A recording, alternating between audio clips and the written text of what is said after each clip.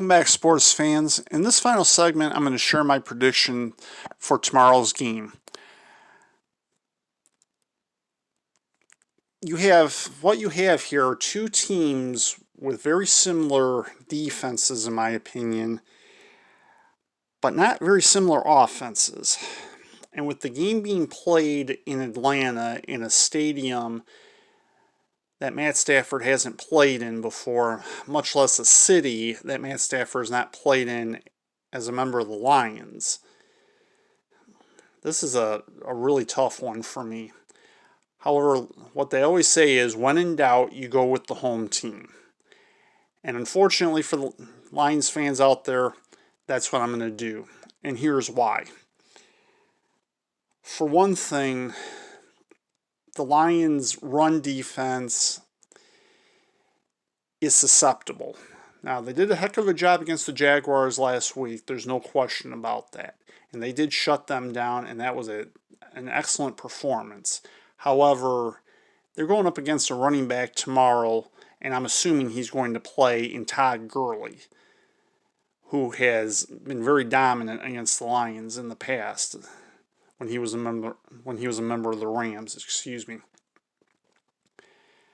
With that having been said, it would be hard to imagine Todd Gurley not getting 100 yards rushing against the Lions tomorrow.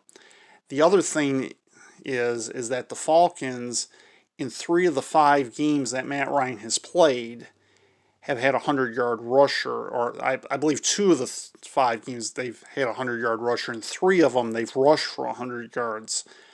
No Lion has rushed for more than 50 yards, and that was Maurice Morris who did it in 2011 against the Falcons. While I think the Lions are very capable of having either Adrian Peterson or DeAndre Swift, or even Kerryon Johnson for that matter, run for 50 yards against the Falcons run defense is simply too tough for the Lions to be able to gain too much traction against it, I would say. And Matt Stafford hasn't shown that since his back surgery that he's capable of throwing for 300 yards. And I believe for the Lions to win tomorrow, he may have to throw for 350 yards. And while the statistics are on the Lions' side, since Matt Ryan has thrown 6 interceptions, you can't assume or rely on turnovers to be able to win. However, that very well could be a key to tomorrow's game. And if the Lions win, I would say it would be because they had a couple of Falcon turnovers.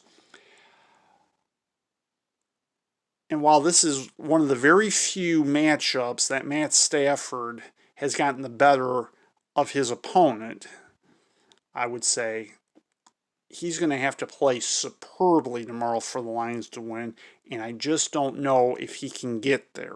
So based on this, and based on the fact that I don't think the Lions are going to be able to run the football, plus the fact that if Matt Ryan only has 260 yards against the Lions, not that that's a piddly sum, and they rush for another 140, there's the 400 yards they're averaging per game as it is. And the 50-yard discrepancy, while that may be, there's not much of a discrepancy in scoring. Therefore, I believe this will be a close game, but I think the numbers favor the Falcons just a little bit more than the Lions. And bear in mind that Raheem Morris just took over the team last week, and they had one heck of a win against the Vikings.